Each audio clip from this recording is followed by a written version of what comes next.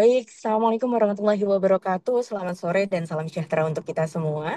Kami ucapkan selamat datang kembali dalam acara Dolan, diskusi online mingguan yang dicanangkan oleh IDI Surabaya, yang dilakukan setiap hari, mohon maaf, setiap minggunya di hari Senin, di jam 15.00 hingga 16.00. Dan sampailah kita pada seri ke-124 di 7 Juli ini 2025, kita akan membahas terkait infeksi saluran pernafasan akut dan waktu yang tepat untuk pemberian antibiotik.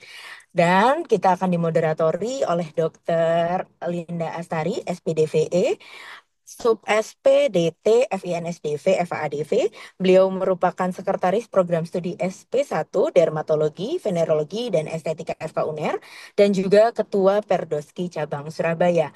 Dan tentunya kita telah menghadirkan pakar kita yang luar biasa, beliau dari PDPI, yakni Dr. Tuti Kusmiati, SP Paru Konsultan FAPSR.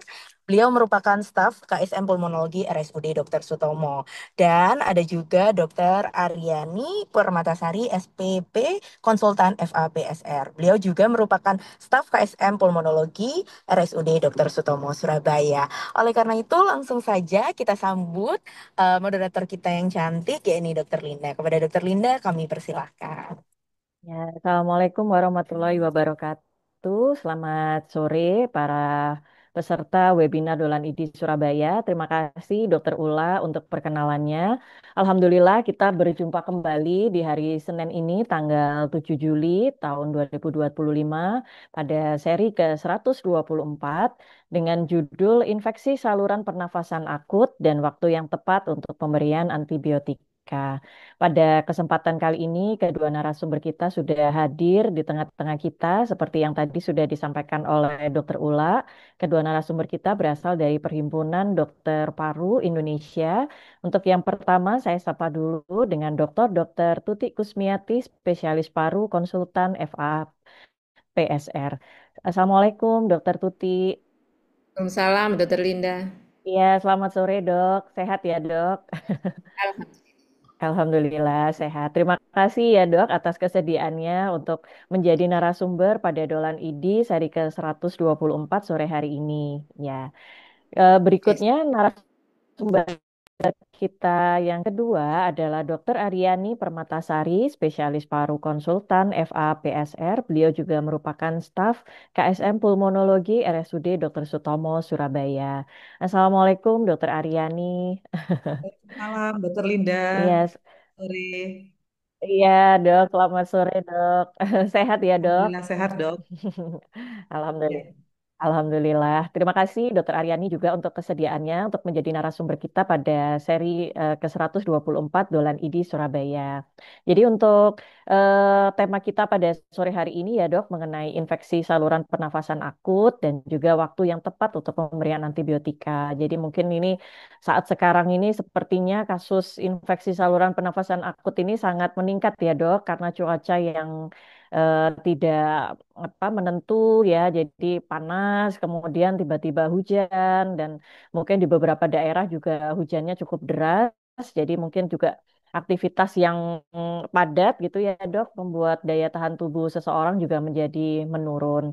Nah mungkin nanti kita akan sama-sama membahas sebenarnya bagaimana sih infeksi saluran pernafasan akut ini, tanda dan gejalanya dan mungkin juga penyebabnya ya dok ya, apakah dari bakteri, virus ataukah yang lain, dan juga bagaimana tata laksana yang tepat untuk infeksi saluran pernafasan akut tersebut. Bagi para peserta Dolan ID Surabaya yang ingin mengajukan pertanyaan, nanti dapat langsung saja mengetik pertanyaannya di kolom Q&A yang sudah tersedia. Nanti akan kita bacakan dan kita akan dijawab oleh kedua narasumber kita. Baik, untuk pertama mungkin dari Dokter Tuti atau Dokter Aryani ada slide yang mau ditampilkan, Dok, untuk pengantar Baik, begitu. Dok. Ya, ini ada beberapa slide untuk prolog sebentar ya.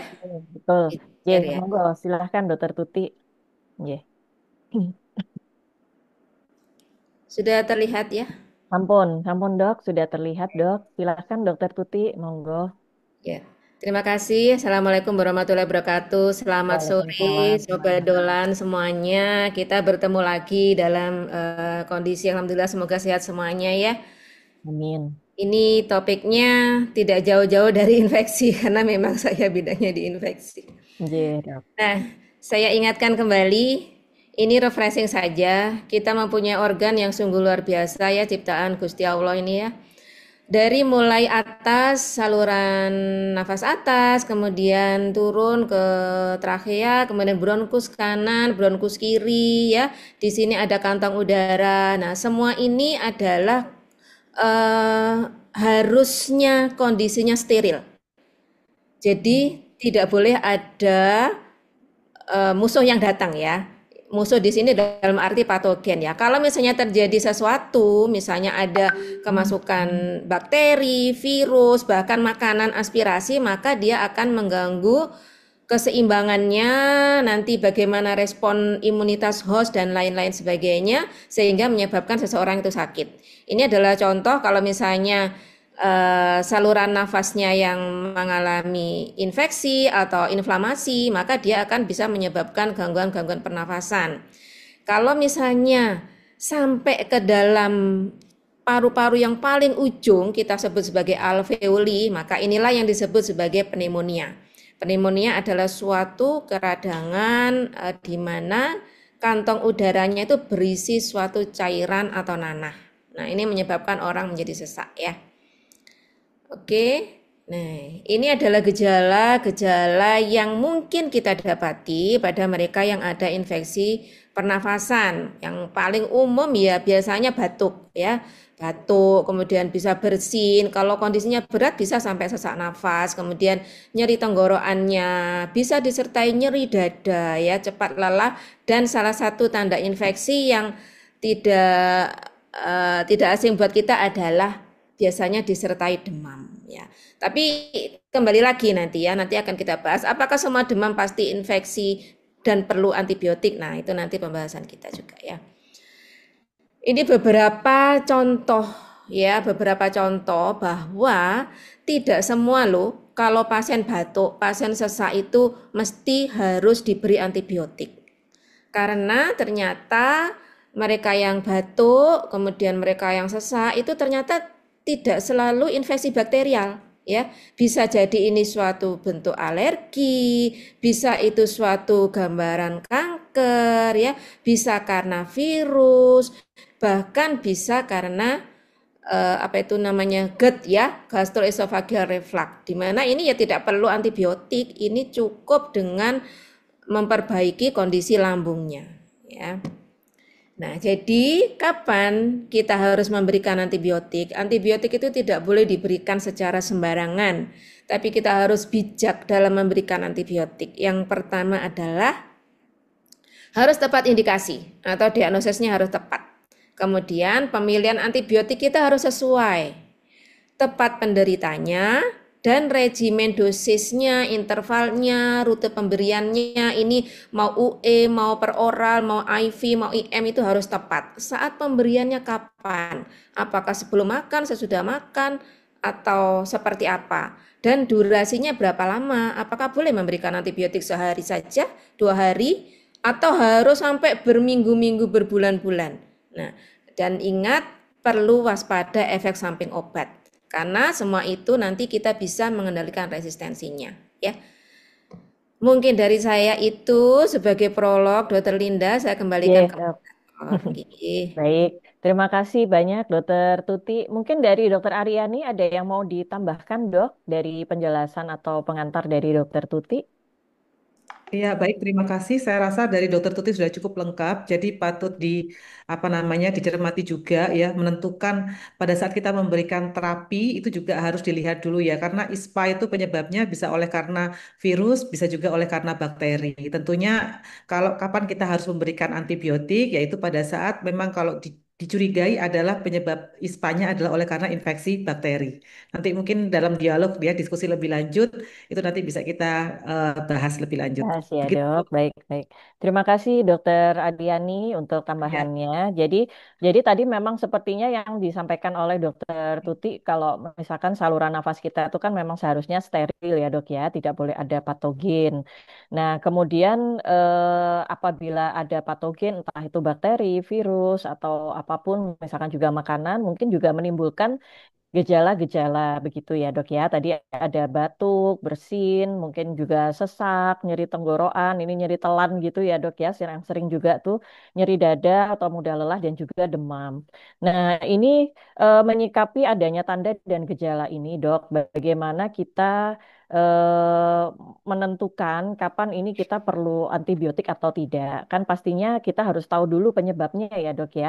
Nah ini nih kalau untuk tahu penyebabnya ini kira-kira bagaimana dok? Apakah dari anamnesis saja mungkin atau dari pemeriksaan fisiknya itu kita bisa ada tanda-tanda yang mengarah ke wah ini kira-kira ini sepertinya ke arah bakteri gitu ya dok.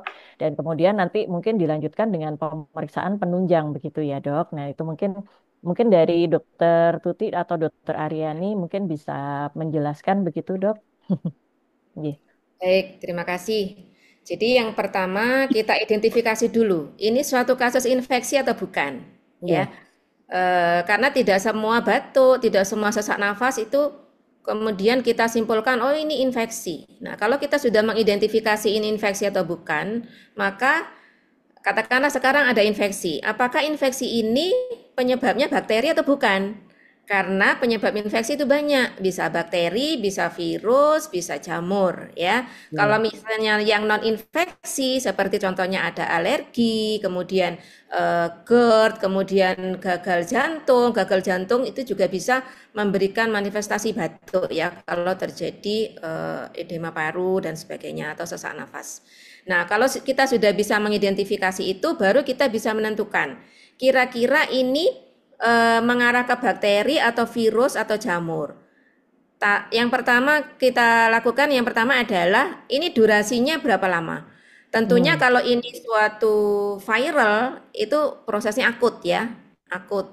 Kalau ini suatu bakteri, ini ada dua macam, bakteri tersebut spesifik atau non spesifik. Kalau bakteri spesifik seperti tuberkulosis berarti prosesnya lama, pelan-pelan. Jadi gejalanya itu bisa muncul lebih dari 2 minggu, sebulan yang lalu sudah mulai muncul ya. Jadi dia pelan tapi pasti, kemudian gejalanya semakin hari semakin memburuk. Nah, berbeda Hmm. halnya dengan suatu infeksi saluran pernafasan akut atau infeksi pernafasan bawah seperti pneumonia yang akut juga. Jadi biasanya durasinya nggak terlalu lama, bisa kurang dari 2 minggu. Gitu dok. Itu mungkin dari Hmm. anamnesis kita bisa mengarahkan ya kira-kira ini penyebabnya apa. Nah, dari anamnesis kita, tentunya kita perlu pembuktian. Ya, paling tidak anamnesis bisa membantu kita untuk menduga-duga, mengira-ngira ya, kira-kira 50% lah ya. Iya, Kemudian iya. kan dari anamnesis kita juga akan menanyakan riwayat penyakit sebelumnya apa. Kalau misalnya pasien ini memang sudah punya asma sebelumnya, ya bisa jadi sekarang dia sedang exacerbasi. Apakah exacerbasinya karena pasti karena bakteri? Belum tentu. Bisa jadi karena virus, bisa jadi karena alergi, bisa jadi karena iklim atau cuaca yang ekstrim. Jadi anamnesis itu harus kita ini benar-benar ya, riwayat penyakit sekarang, riwayat penyakit dahulunya, riwayat pengobatan sebelumnya seperti apa, bahkan kalau perlu mungkin riwayat keluarga, penyakit di keluarga apa. Nah, setelah itu tentunya kita kompilasi anamnesis tersebut, kita buktikan lagi dengan pemeriksaan fisiknya. Pemeriksaan fisik yang mendukung apa? Nah, masih belum cukup, maka kita butuh pemeriksaan penunjang. Mungkin dari saya itu pendahuluannya. Monggo, Dokter Aryani. Baik, Dok. Monggo Dokter Ya, Aryani mungkin tadi menyambung yang disampaikan Dokter Tuti ya, Dok ya. Barangkali ada yang mau ditambahkan atau mungkin dilanjutkan. Iya. ya, baik dok. Kalau tadi sudah disampaikan, jadi anamnesis itu penting sekali ya dok. Tadi Iya. seperti ada gejala batuk, kemudian ada demam, ya, nyeri dada, kemudian sesak itu bisa penyebabnya ya. Tadi bisa karena infeksi ataupun non infeksi. Kalau karena infeksi, barangkali harus dipisahkan dulu ya. Jadi andai kata ini adalah suatu infeksi saluran pernafasan akut, ya, maka tanyakan dulu durasinya ini sudah berlangsung berapa lama.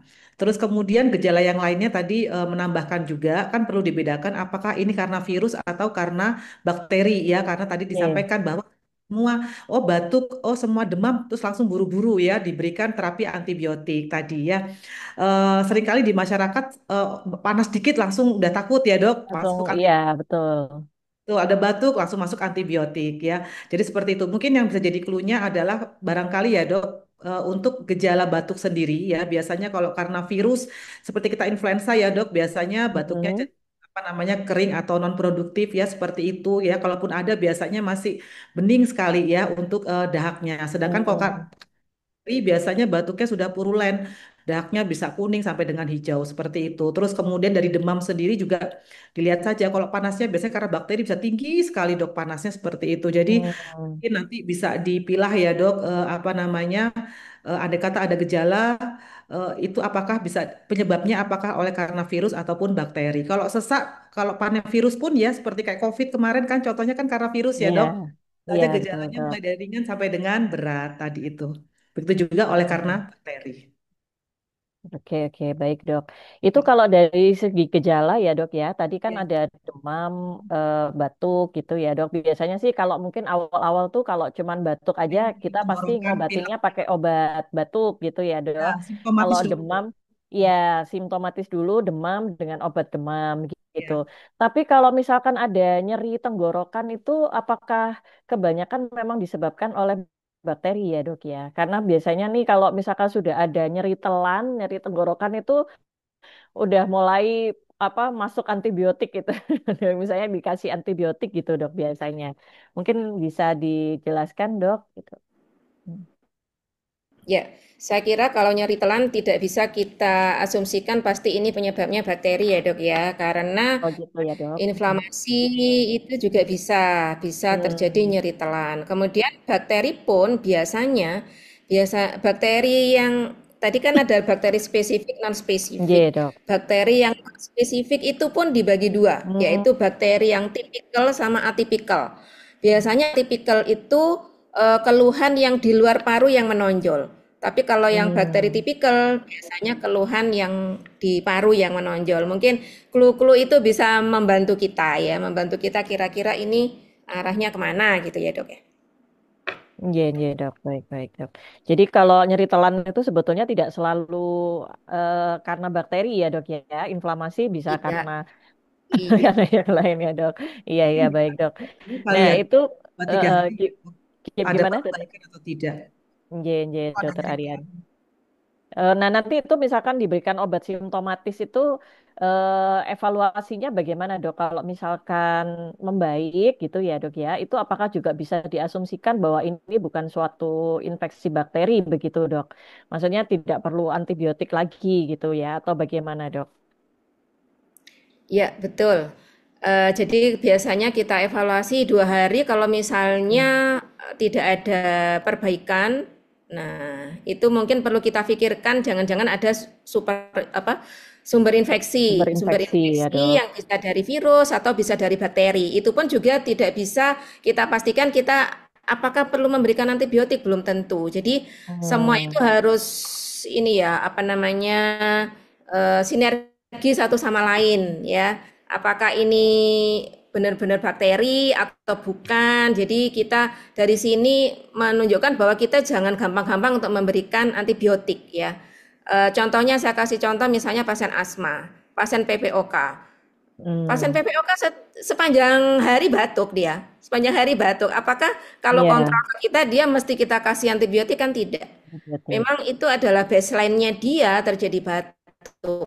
Ya, kita harus pandai-pandai kapan kita memberikan antibiotik pada pasien-pasien misalnya pasien PPOK jika ada perubahan purulensis putum. Nah, awalnya Hmm. biasanya riaknya bening, putih, batuk tapi putih, bening ya sudah, enggak apa-apa.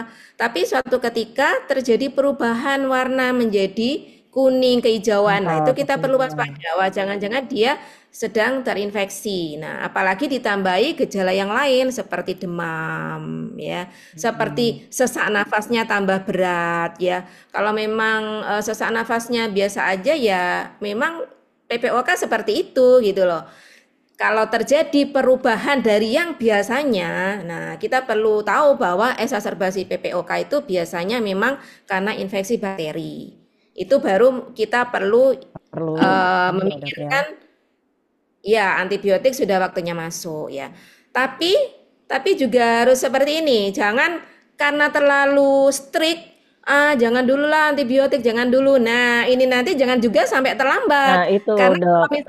Gimana kalau itu Dok? misalnya itu Takutnya gitu ya, Dok. iya, jadi tanda-tanda infeksi harus kita pahami. Yang pertama dari simptomnya, kemudian klinisnya. Kalau misalnya dia panas 39, kemudian ada batuk, dahak hijau, ya segera. Ini Langsung. kan berarti tandanya ada infeksi yang kemungkinan bakterial. Nah, kita buktikan dengan foto torak, dengan darah lengkap. Nah, karena menunda antibiotik itu sama aja akan memperburuk outcome-nya. Jadi penundaan antibiotik sekian jam itu sangat bermakna ya, apalagi pada lansia itu harus segera kita berikan ya. Bahkan bandel sepsis Iya. sekarang kan 1 jam ya, 1 jam pertama ya. Tapi oke lah 4 jam setelah terdiagnosis antibiotik harus segera masuk.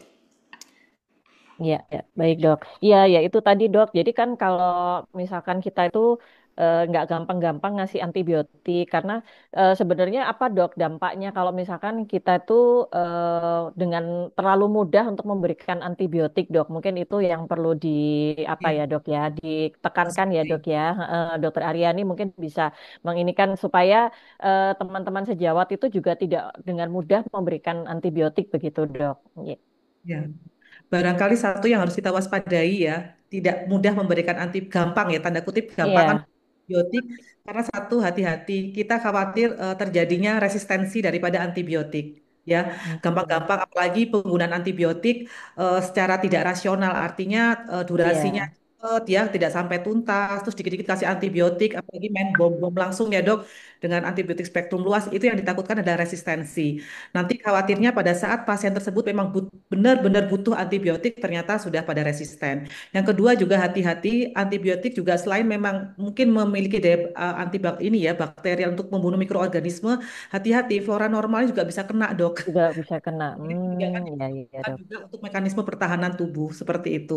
Jadi Iya, ya, dok. makanya perlu dipilah lagi terkait untuk pemberian antibiotik tersebut pada pasien ya dok, seperti itu. Iya, baik-baik dok. Jadi tadi memang evaluasinya itu tadi 2 hari ya dok ya, Paling nggak kurang 2 hari lebih ya dok. dok. Jadi 2 hari Heeh. diamati dulu Soalnya di. kan tadi juga takut, takut terlambat juga gitu ya. Ya, Nggak dua terlambat. hari, 2 hari lah, paling nggak 2 hari dilihat ya, ada perbaikan nggak Iya. dengan terapi Hmm, simptomatis dulu ya dok. Hari ketiga kok nggak ada perubahan, pamannya apalagi kalau pamannya gejalanya dirasa tambah bertambah, berat. dilakukan Mm-mm. evaluasi, barangkali bisa ditambahkan dengan pemeriksaan laboratorium atau fototorak tadi yang seperti disampaikan dokter Tuti gitu. Ya, ya dok. Jadi nanti pasiennya itu kalau bisa diminta kontrol 3 hari ya dok ya. Nah, cuman ini kadang-kadang kendala BPJS atau apa itu ya dok ya. Kadang-kadang itu Oh mungkin teman-teman pada sejawat ada perburukan gejala ya dok, jadi early langsung warning. diarahkan ke UGD gitu ya dok ya. Betul. Mungkin kalau memang gejalanya dalam waktu 3 hari tidak membaik atau mungkin ke arah perburukan begitu ya dok ya. Ya Ya betul, baik-baik. maka segera langsung Baik-baik. dilakukan pemeriksaan kembali gitu dok. Ya, baik-baik dok. Mungkin itu salah satu cara ya dok ya untuk apa namanya meminimalkan juga ya dok komplikasi Ya, ataupun morbiditas yang mungkin terjadi karena keterlambatan pemberian terapi. Ini betul. di kolom Q&A sudah masuk pertanyaan dok. Mohon izin bertanya Dokter Tuti. Pasien dengan ISPA sudah 3 hari dengan terapi simptomatis tidak membaik, demam tetap tinggi. Pasien anak-anak di bawah 5 tahun, apakah sudah ada indikasi pemberian antibiotik? Bagaimana, J, dok? Iya. Monggo, Dokter Tuti mungkin bisa menyampaikan.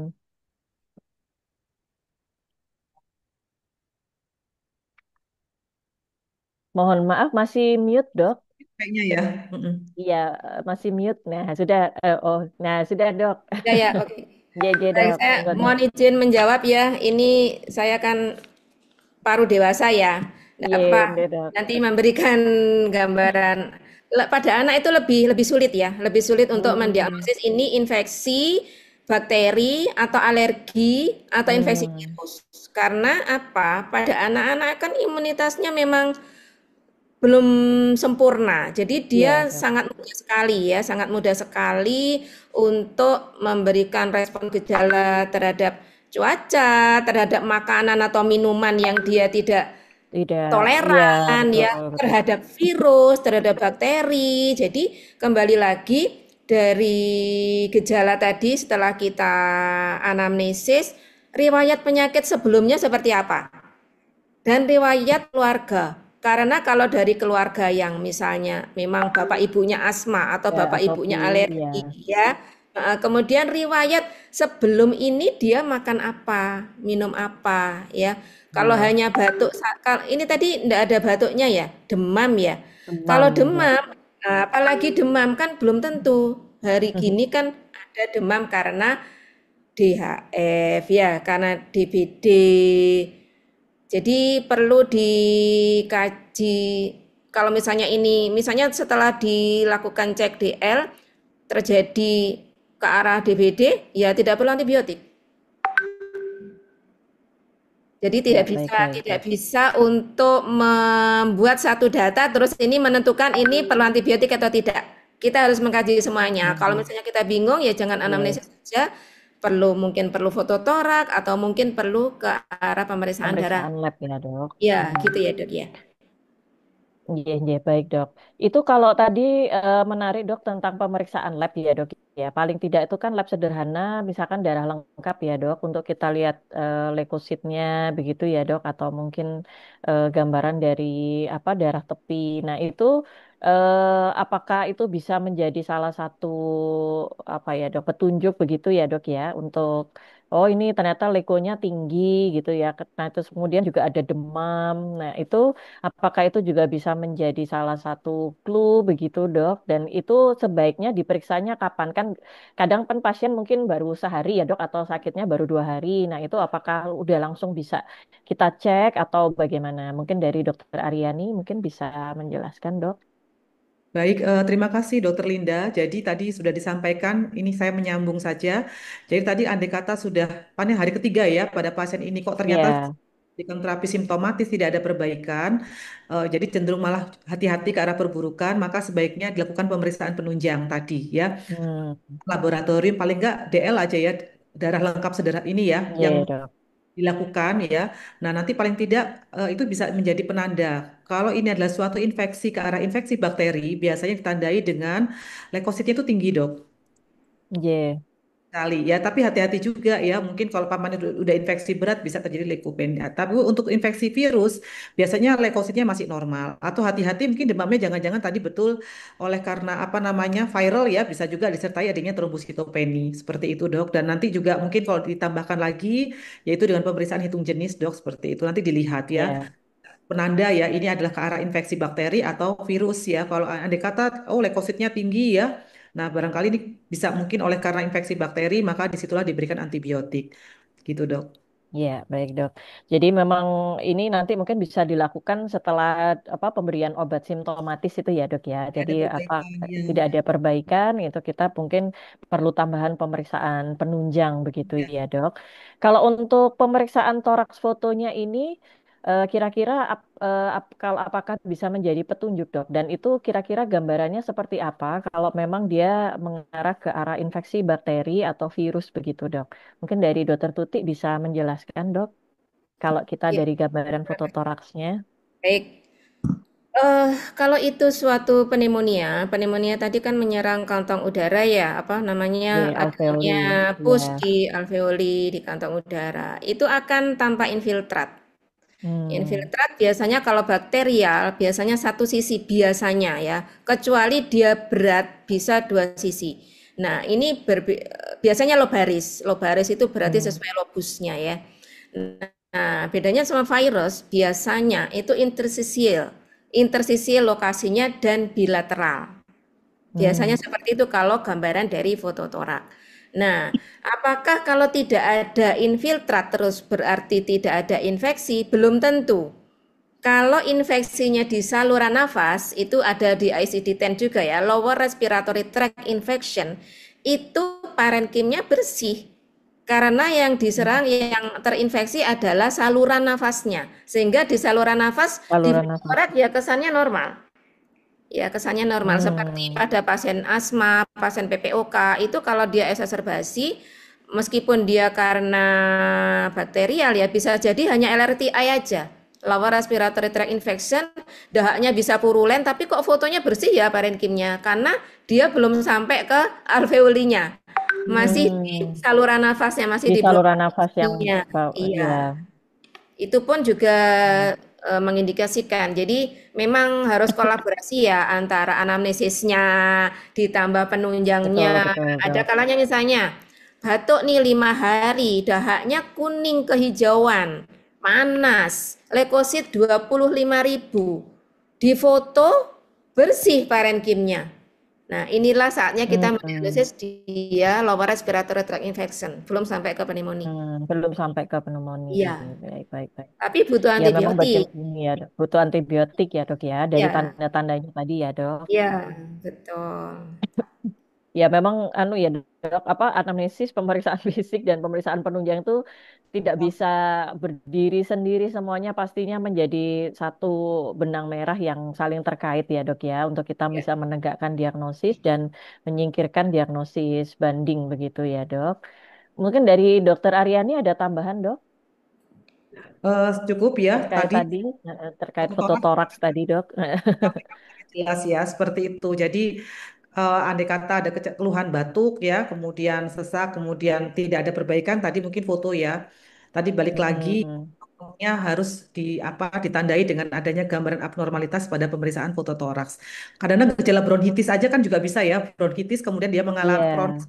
exacerbasi akut ya, di mana batuknya semakin bertambah dengan dahak yang purulen dan sebagainya. Nah, itu barangkali sudah bisa ditambahkan ya, andai kata memang kecurigaan karena pencetusnya bakteri ya sudah mungkin bisa ditambahkan dengan pemberian antibiotik seperti itu. Hmm.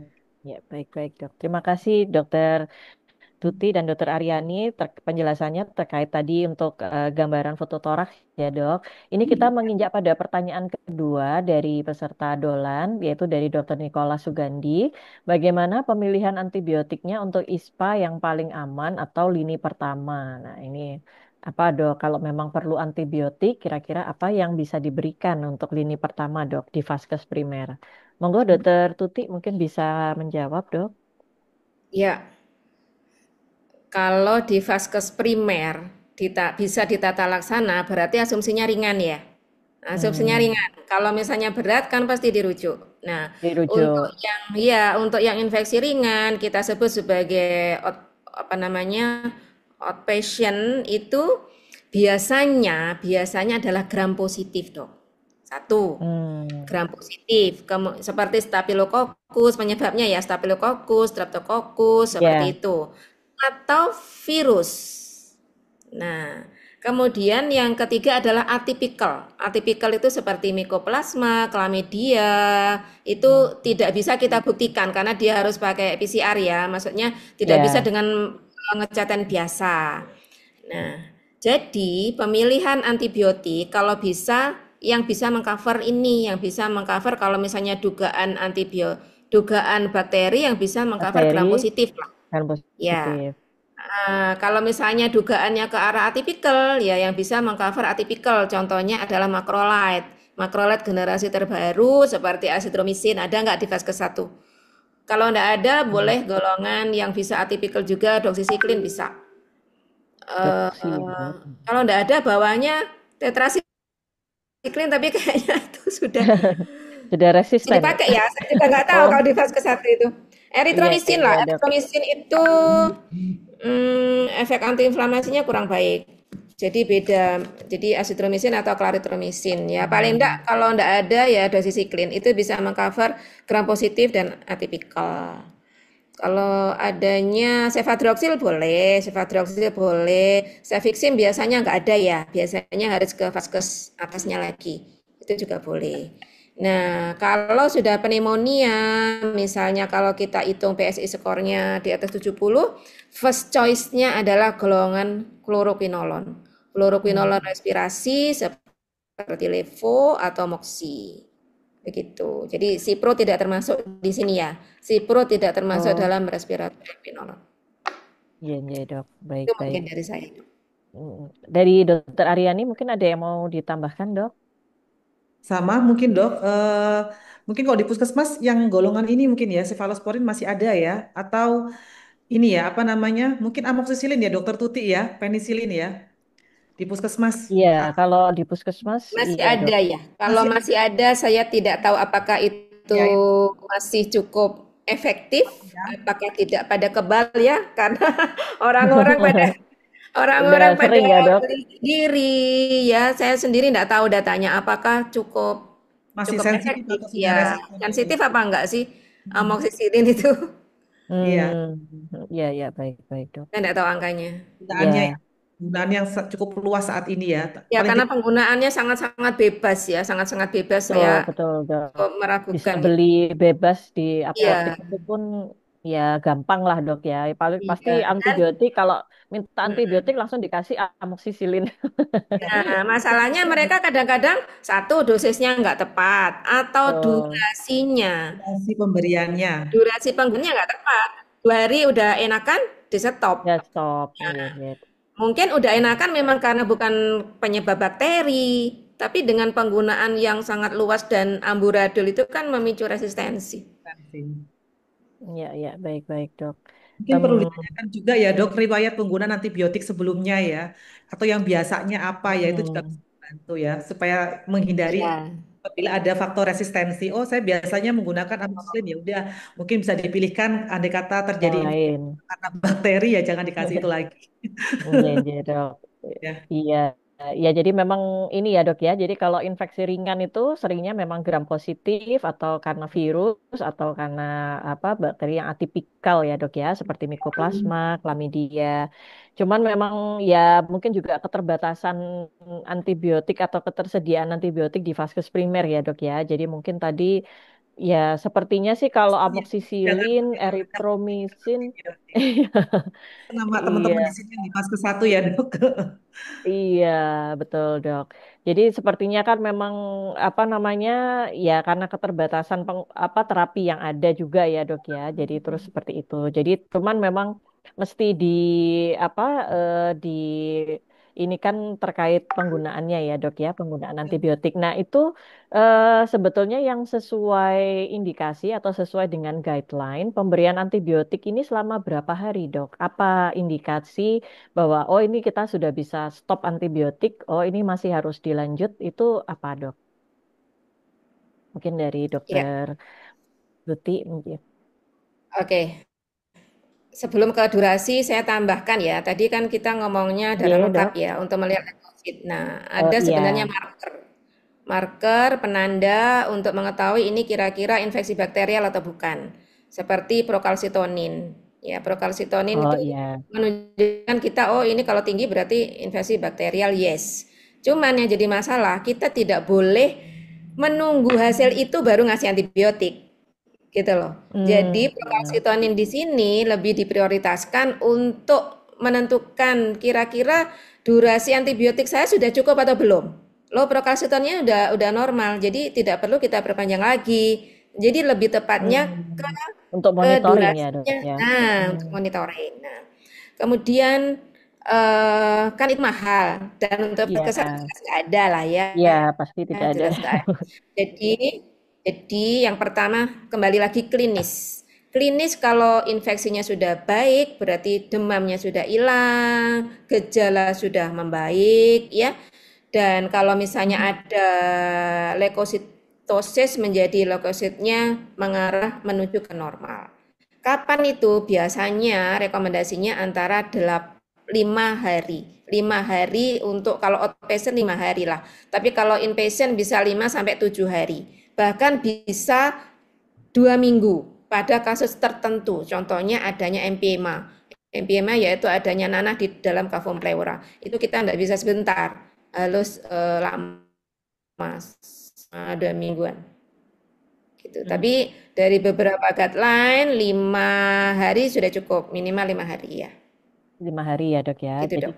jadi itu tetap klinis ya dok ya untuk panduannya. Maksudnya klinisnya dilihat apakah sudah membaik begitu ya dok ya. Terus Ya, klinis adalah number one. iya Klinis nomor betul satu. dok. Kalau belum membaik itu masih bisa dilanjutkan ya dok ya. Boleh ya dok. Hmm. Ada dua kemungkinan, ada beberapa kemungkinan dok. Jadi Oh tadi iya. kan awalnya Ya, kita menentukan seseorang ini, oh, dugaan bakteri. Kita Mm-mm. coba berikan antibiotik. 3 hari kok tambah buruk ya, maka kita harus evaluasi. Yang pertama diri kita evaluasi. Jangan-jangan diagnosis saya salah. Jangan-jangan ini bukan infeksi bakteri, jangan-jangan ini infeksi virus. Hmm. Jangan-jangan ini jamur, jangan-jangan ini kanker atau dan lain-lain ya. Itu yang pertama. Yang kedua, kita perlu evaluasi. Jangan-jangan ini patogennya sudah kebal, ya kan? Kalau Iya, sudah iya. kebal kan mestinya kita buktikan dengan kultur dan sebagainya. Kemudian berikutnya, ini obatnya diminum apa enggak? Iya, Jadi compliance-nya ya, Dok ya. jadi kalau misalnya tidak ada perbaikan, maka kita harus evaluasi benar tak diagnosis kita. Benar tak Hmm. pilihan antibiotik kita? Jangan-jangan antibiotik kita ini salah pilihannya karena udah kebal. Kemudian patogennya ini benar tak bakteri? Atau jangan-jangan ini sebenarnya virus loh. Sebenarnya ini alergi Hmm. saja. Nah, itu yang perlu kita evaluasi, Dok.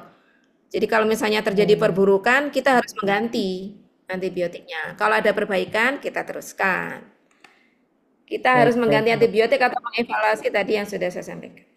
Iya, Dok. Jadi Dokter Aryani mungkin ada tambahan, Dok? Iya, pada umumnya dok, kita bisa melihat respon antibiotik itu setelah diberikan, paling enggak ya, bisa melihat respon ya, oh ini ada ke arah Mm-mm. perbaikan. Biasanya 48 jam setelah antibiotik masuk, itu paling tidak gejala klinisnya ada perbaikan dok, demamnya sudah mulai turun, Hmm. kemudian keluhan batuk, sesaknya sudah mulai ada perbaikan, oh berarti responnya ini ke arah perbaikan. Kalau ternyata terjadi perburukan, nah ini yang harus diwaspadai. Mungkin itu dok, nanti itu mungkin bisa Oh. kita edukasi ke pasien ya.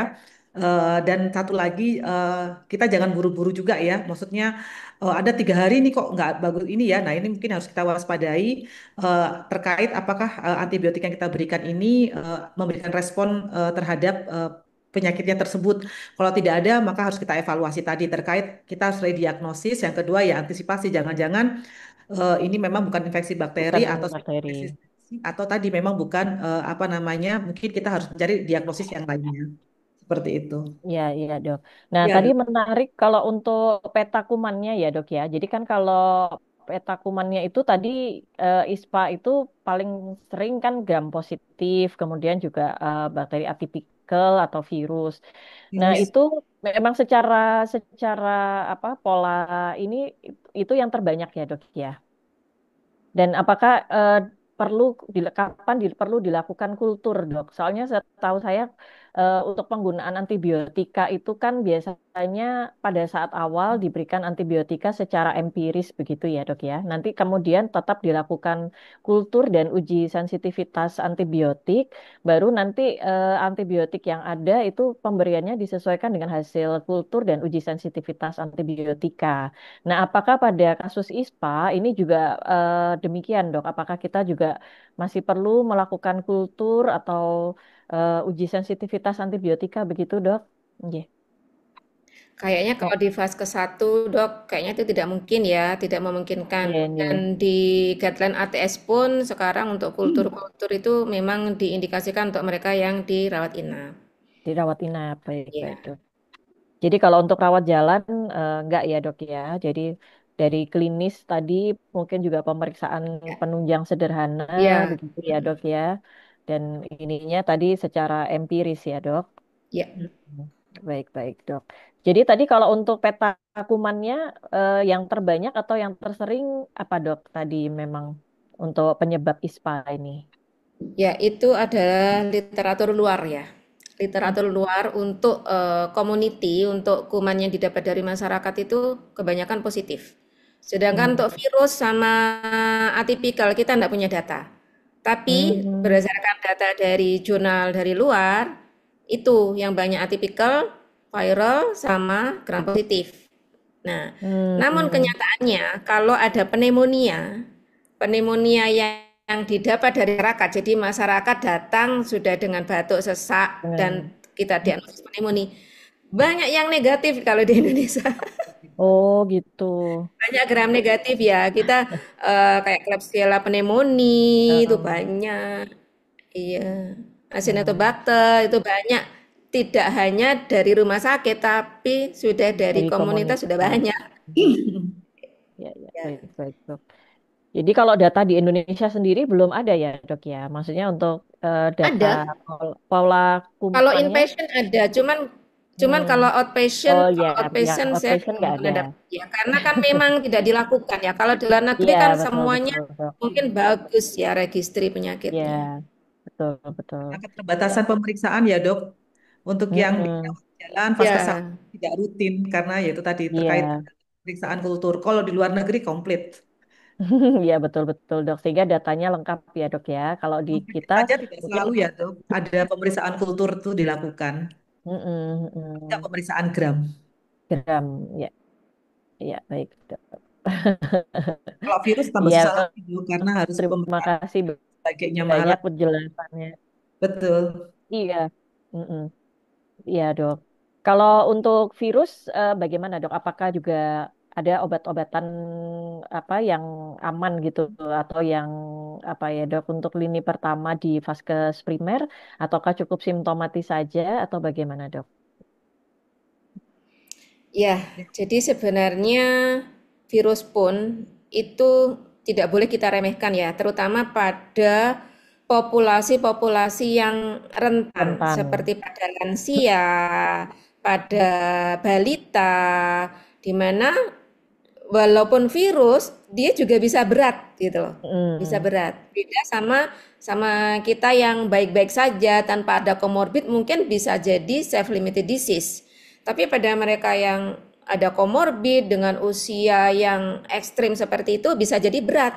Berat awalnya mungkin hanya saluran nafas atas, kemudian saluran nafas bawah bisa menjadi pneumonia berat. Nah, seperti kan Mm-mm. kita kemarin juga belajar dari COVID ya. Nah, iya, Dok. sekarang juga banyak influenza itu juga bisa menyebabkan gambaran mirip COVID seperti itu. Sehingga vaksin influenza itu kan kita giatkan untuk tiap tahun karena dia kan Iya, sering Dok. mutasi ya. Nah, kalau misalnya itu membutuhkan obat, lini satunya kalau yang ada untuk influenza oseltamivir. Itu Hmm, pun barangnya ada di mana? Mungkin agak sulit Susah. carinya ya sekarang iya. ya, karena Mm-mm. kondisinya bukan pandemi lagi. Mm-mm. Itu yang bisa. Yang bisa ya, Dok Sekarang ya. ada pemeriksaan ini sih, ada pemeriksaan yang Swab. sekali swab kita sudah bisa melihat semua patogen. Ya, Mm-mm. atypical bisa, viral bisa ya. Ada itu pneumonia panel atau panel respirasi. Cuman Mm-mm. harganya agak mahal dan tidak ada di BPJS. Iya. Jadi cuman kalau misalkan di vaskes satu berarti gimana, Dok, kalau untuk teman-teman sejawat yang di vaskes primer kan itu mungkin tidak ada ya, Dok. Iya, Jadinya iya, supportive care aja dok. Supportive suportif care, aja ya, vitamin Dok ya. ya, vitamin C, mungkin ada vitamin D, ya, yang bisa membantu untuk ini suruh makan minum banyak, istirahat, Istirahat cukup gitu ya, Dok. bergizi, ya. Mm. Kalau terjadi perburukan, segera dirujuk. Itu aja. Hmm. Ya, baik, Ya. Saya baik, sendiri Dok. nggak tahu apakah oseltamivir ada di sana dan mereka kan juga penegakannya susah dok. Mm-mm. Mm-mm, mm-mm. Iya, Dok, betul. Iya. Iya. Sulit. Terima kasih, Dok. Ya, mungkin dari Dokter Aryani ada tambahan, Dok, Ya, sama dok. terkait Jadi kalau virus ini. umpamanya memang ini kecurigaannya ke arah viral ya mungkin terapi simptomatik suportif saja. Nanti kalau umpamanya memang cenderung ke arah perburukan ya Burukan. lebih baik dirujuk saja dok untuk penanganan lebih Oke. lanjut seperti itu. Karena Penanganan kan lebih lanjut untuk pasti pemeriksaan lebih betul. lanjut ya, Dok ya. Ya, Ya, baik, pemeriksaan baik. lebih lanjut ya juga nanti untuk terapinya. Itu dok. Iya, baik, baik, Dok. Terima kasih, Dok.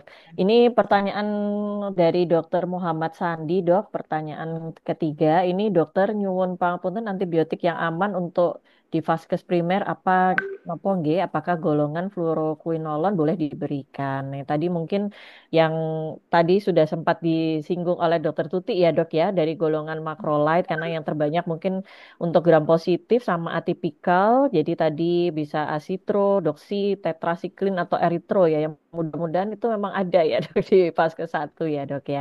Kalau yang fluoroquinolon tadi untuk yang kasus pneumonia ya dok, levo dan moxi ya, betul ya Iya, dok?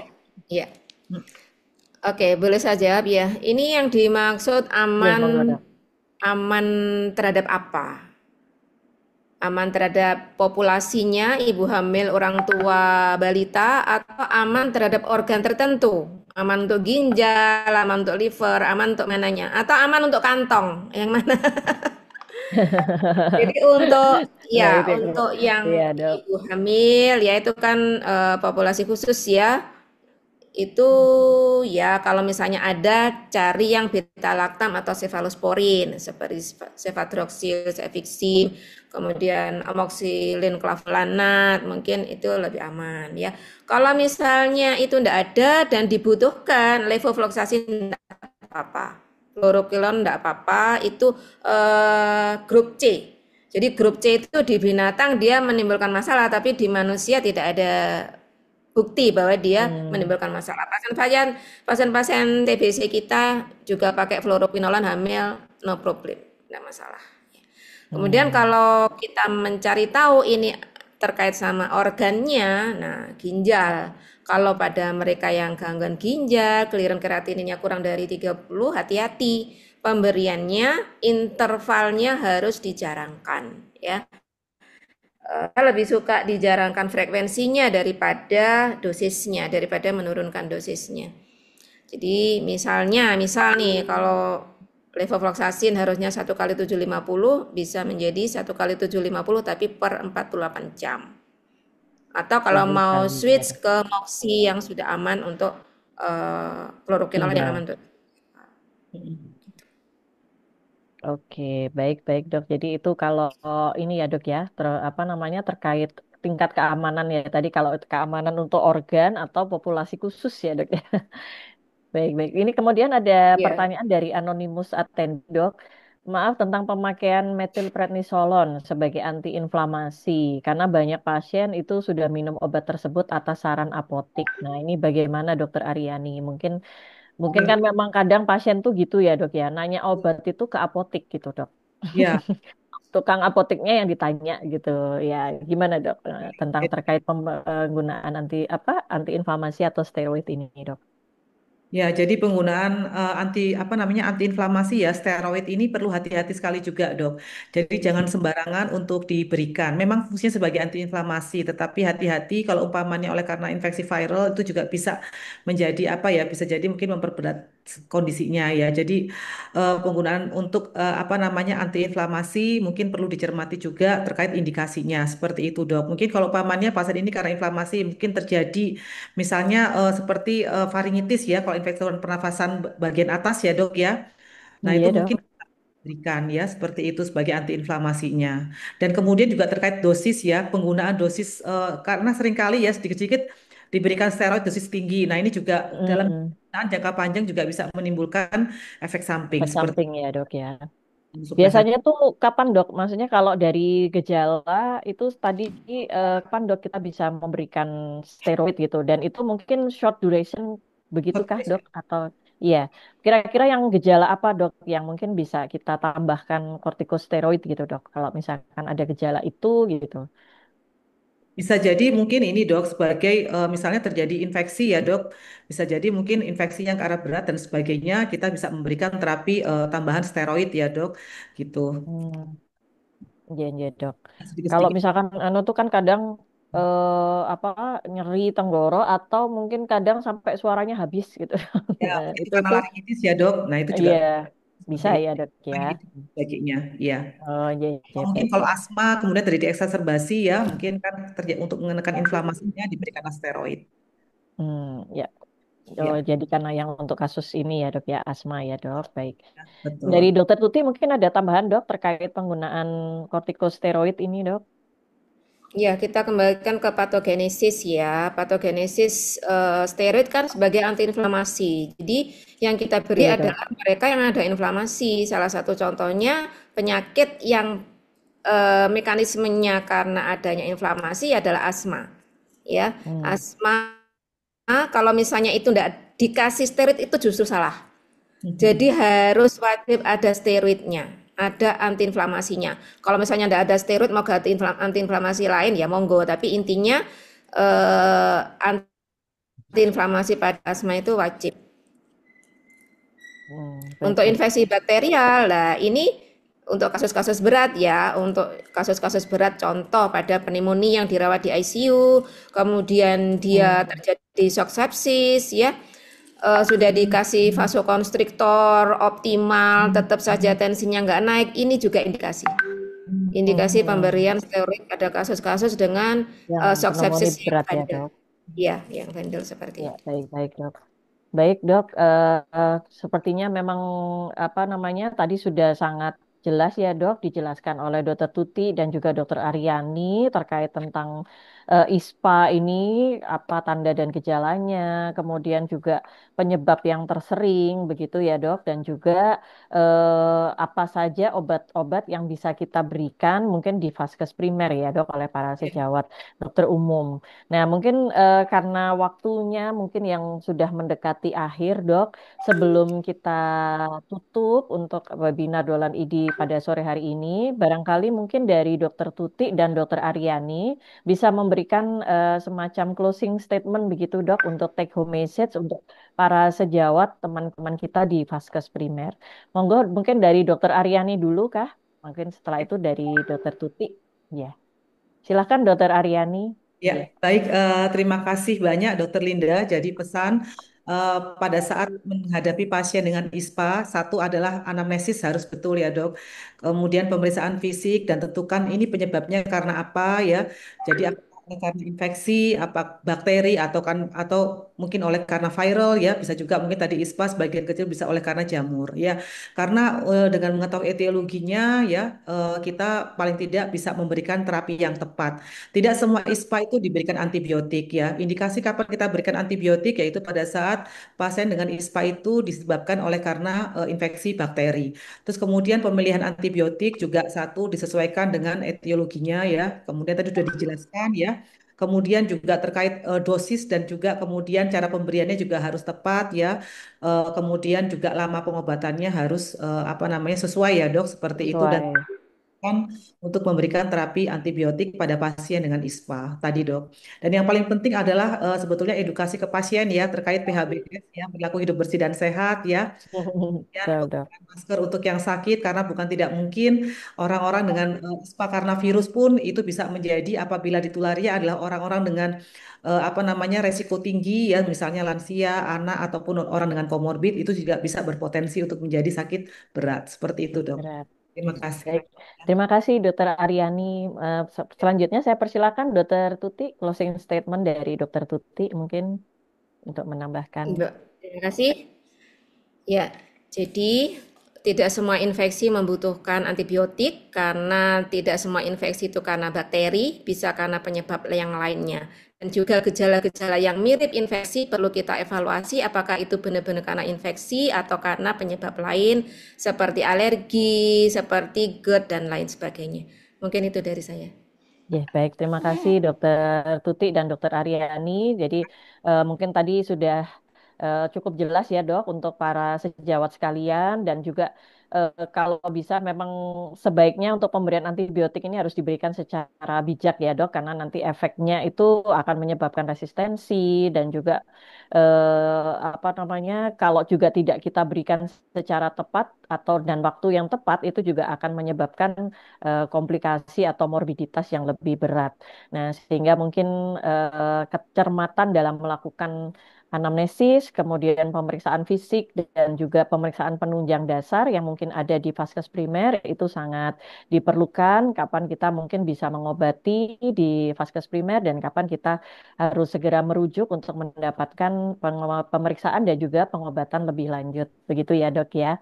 Mungkin yang bisa saya simpulkan dari materi yang diberikan oleh Dr. Tuti dan Dr. Aryani sore hari ini. Baiklah, para peserta webinar Dolan ID Surabaya, sampailah kita di penghujung acara. Untuk itu, saya kembalikan kembali kepada host kita pada sore hari ini kepada Dr. Ula Hanifah. Terima kasih, Dr. Ula. Baik, terima kasih banyak Dokter Linda, Dokter Tuti, dan Dokter Aryani Ya, atas sama-sama. sesinya sore hari ini yang luar biasa ya dok ya.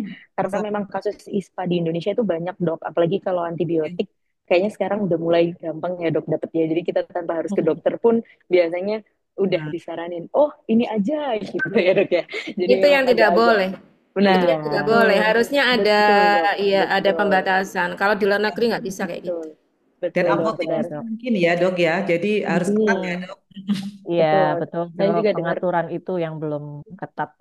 Betul, saya juga dengar teman saya yang kalau di luar negeri memang sangat susah banget, bahkan paracetamol aja susah ya dok dapetnya. Ya, Jadi betul. memang itu yang memang harus kita bantu untuk mengatur. Baik, sekali lagi terima kasih dokter kalau sedekah atas sedekah ilmunya kalau kata dokter Brahmana. Semoga dokter sekalian sehat selalu dan ilmu yang diberikan Amin, dapat amin. bermanfaat untuk Hmm. kita semua. Baik, untuk para penggemar setia Dolan, jangan lewatkan untuk edisi selanjutnya di tanggal 14 Juli 2025.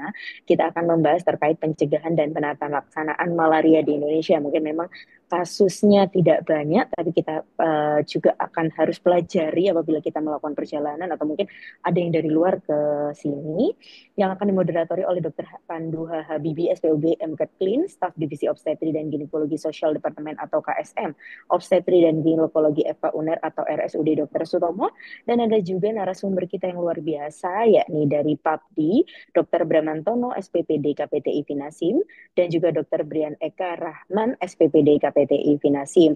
Beliau berdua merupakan staf KSM Penyakit Dalam RSUD Dr. Sutomo, Surabaya.